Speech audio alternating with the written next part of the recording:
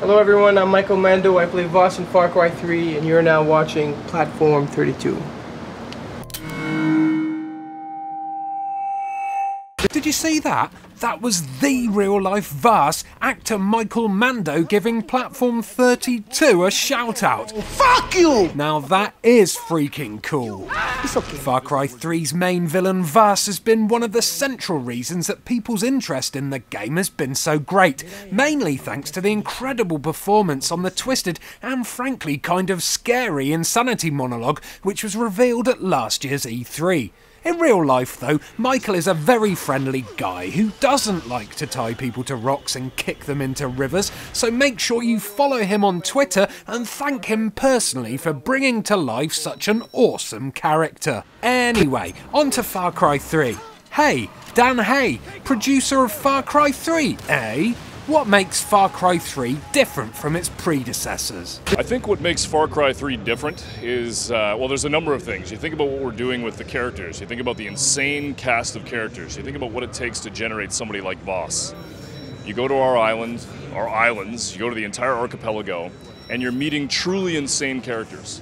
And for us, there's something about finding a character like Voss, characters like Citra, even characters like Jason, that you're not going to be able to find somewhere else. Somebody who's truly insane and somebody who is born of the island. And what we want the player to experience is, what does it take to survive that experience? What does it take to go to the island and meet those characters, meet those personalities? And the question for us is, are you slowly going to turn into somebody like Voss? What is the island going to do to you when it takes its pound of flesh? Obviously, judging from everything we have seen so far, Far Cry 3 is going to be a game for mature players only. Do you think it's easy to tell a clever, deep, and above all, adult storyline in games nowadays? I think telling an adult story, something that you could reasonably experience, is difficult, but it's something that can be done. For us, we wanted the story to be credible. We wanted to pick a character that was a normal person put in abnormal circumstances and watch them sort of come of age.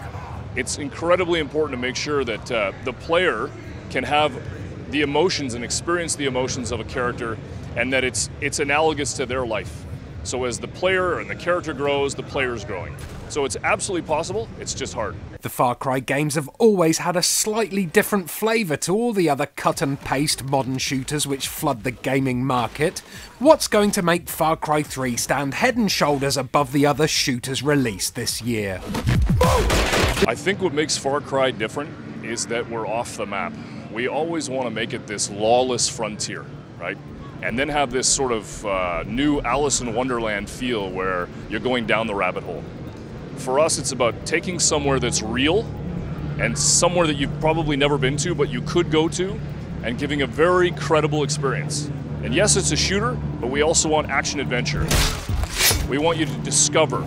We want you to have the gun in your hand and be on a mission and heading down a path, and then look over into the corner and see something and go, what is that? And just fall into the world. That's what we're looking for. The open world aspect of the Far Cry 3 games has always created that awesome feeling of exploration alongside all the action elements, so I'm glad this is still present in Far Cry 3. Michael Mando's character Voss was an immediate hit with the gaming public, and his stirring performance has really stuck in people's minds.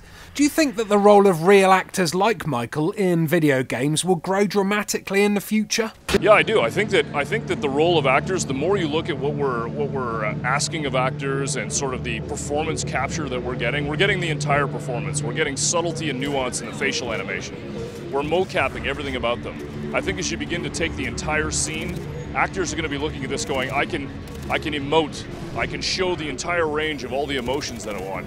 And when you look at a character like Voss, I think Far Cry is doing some really unique things to capture the entire scene, to capture the emotion, and get the hairs on the back of your neck to just twinkle a little. Although Michael has featured in a number of productions in America and Canada, his talents have only really been brought to worldwide attention recently thanks to his role in Far Cry 3. Do you think the video game industry could be considered as a good springboard for actors nowadays? Yeah, absolutely. I think that when you think of games and you think of the film industry, the lines are getting more and more blurry and we're starting to see them come together. I think actors are going to see this as a great opportunity. And I think that when you look at the actors and you look at the characters that we drew in and we pulled in for Far Cry, I think we're really starting to be able to capture that little bit of magic in terms of performance.